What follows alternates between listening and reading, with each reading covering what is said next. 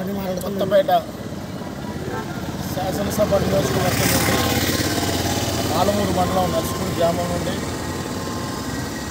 గౌరవ పెద్దలు శాసనసభ్యులు బండారు సత్యానందరావు గారు అలాగే బండారు శ్రీను గారు వారి యొక్క విజయాన్ని కోరుకుంటూ నర్సిపూడి గ్రామంలో Telugu Desam party, Janasena party, BJP నాయకులు అందరూ కూడా డాక్టర్ బిఆర్ అంబేద్కర్ కోనసీమ జిల్లా వేయించేసి ఉన్న వాడపల్లి శ్రీ వెంకటేశ్వర స్వామి వారి దర్శనం ఆయన యొక్క మొక్కు చెల్లింపులో భాగంగా ఈ రోజున జొన్నాడు గ్రామం రావడం జరిగింది.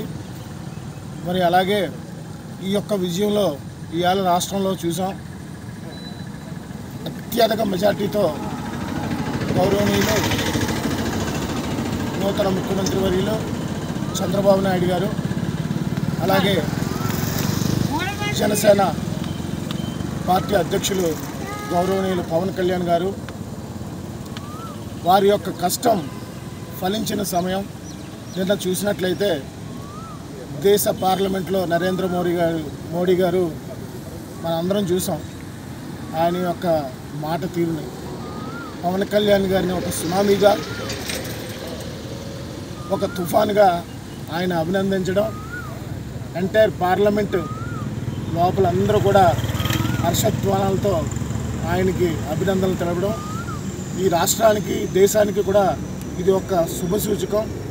మరి కేంద్రంలో కూడా రాష్ట్రంలో కూడా ఒక ఉమ్మడి ప్రభుత్వం రావడం వల్ల ఈ యొక్క రాష్ట్రం ఎంతో అభివృద్ధి చెందడానికి 100% అభివృద్ధి చెందుతుంది.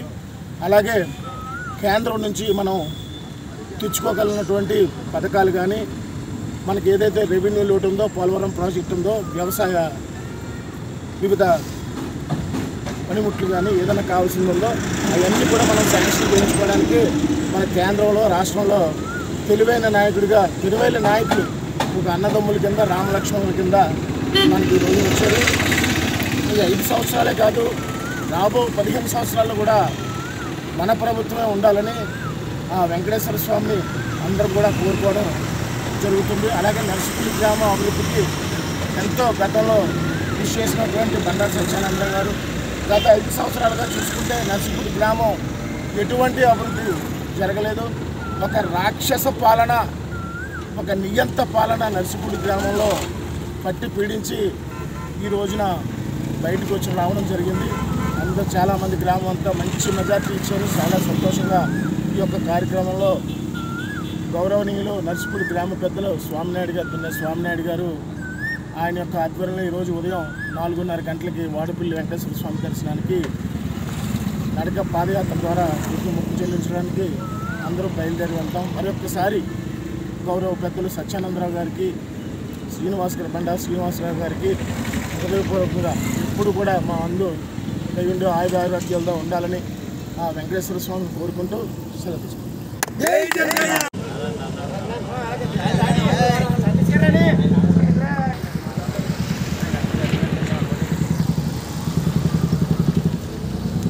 స్వాగతం